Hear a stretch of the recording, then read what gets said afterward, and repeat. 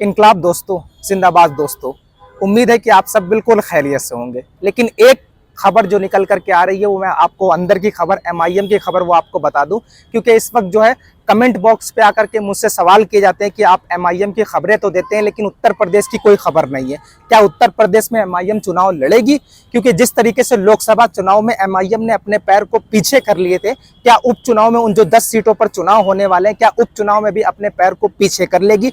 जनाब शौकत साहब की नुमाइंदगी में क्या चुनाव लड़ा जाएगा या नहीं लड़ा जाएगा? या यूं कह लीजिए, कुछ लोग कमेंट में कह रहे हैं कि जब भैया चुनाव ही नहीं लड़ना है तो फिर क़यादत की बात, ताकत की बात, सियासत में हिस्सेदारी की बात क्यों कर रहे हैं?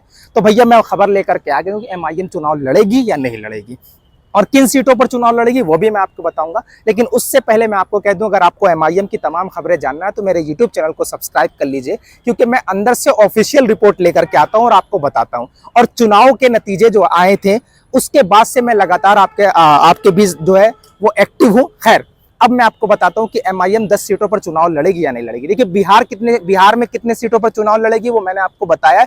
पिछली वीडियो मेरी पड़ी है, जाकर के यूट्यूब चैनल पर देख लीजिए। ऑफिशियल रिपोर्ट जो निकल के आई थी, मैंने बताया है कि वो जो 4 तोड़े गए थे विधायक आरजेडी में शामिल हुए थे, अब 24 लाने की तैयारी है। फिलहाल 4 जीत जाएंगे।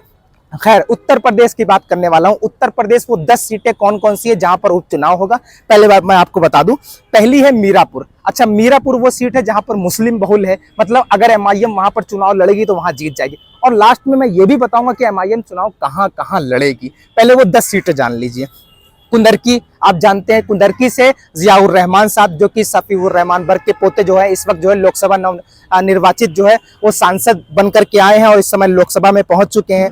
और मिल्कीपुर तीसरी सीट है। मिल्कीपुर भी मुस्लिम बहुल इलाका है। कटेरी, फूलपुर, मंझुआ, सीसामऊ, जहां पे से इरफान सोलंकी विधायक है, कानपुर के इरफान सोलंकी, जिन पर जो है उनको 7 साल की जेल हो गई थी। मामला ये था, आगजनी का मामला था। खैर, सीसामऊ, करहल, खैर और गाजियाबाद, ये 10 सीटें हैं जहां पर उपचुनाव होने वाले हैं, मतलब बाई इलेक्शन होने वाले हैं। लेकिन सवाल किया जा रहा था कि क्या एमआईएम जो है वो चुनाव लड़ेगी या अपने पैर को पीछे कर लेगी। बिल्कुल एमआईएम चुनाव लड़ेगी और बहुत मजबूती से चुनाव लड़ेगी और जनाब शौकत साहब की नुमाइंदगी में चुनाव होगा और इंशाल्लाह उत्तर प्रदेश के अंदर एमआईएम जो है अपना खाता खोलेगी। जैसा कि आपको पहले ही पता है, जनाब शौकत साहब ने अलल ऐलान कह दिया था कि भैया हम 10 की 10 सीटों पर चुनाव लड़ेंगे। लेकिन अभी मैं ऑफिशियली नहीं बता पाऊंगा कि वो 10 सीटें कौन कौन सी होंगी। उन 10 सीटों में क्या पूरी 10 सीटों पर चुनाव लड़ेंगे या फिर कुछ सीटों पर चुनाव लड़ेंगे। लेकिन इतना जरूर बता दूं कि एमआईएम जो है, एमआईएम के लिए इस वक्त गोल्डन चांसेस है, क्योंकि ना तो सरकार बननी है ना तो सरकार गिरनी है। मतलब जो कहा जाता है कि हम भाजपा को हराएंगे और अपनी क़यादत को मजबूत करेंगे, तो यकीनन क़यादत को मजबूत किया जा सकता है, क्योंकि जनता का मूड ये है। अब जनता ये नहीं सोचेगी कि हमें भाजपा को हराना है, बल्कि जनता ये सोचेगी कि अब हमें अपनी क़यादत को मजबूत करना है, क्योंकि इस चुनाव में ना तो किसी की सरकार बनेगी और ना ही किसी की सरकार गिरेगी। खैर, विपक्ष मजबूत है लेकिन विपक्ष खामोश है। विपक्ष जो है ताकतवर है लेकिन मुसलमानों के मुद्दे पर खामोश है। लेकिन एमआईएम ने चुनाव लड़ने की पूरी तैयारी कर चुकी है।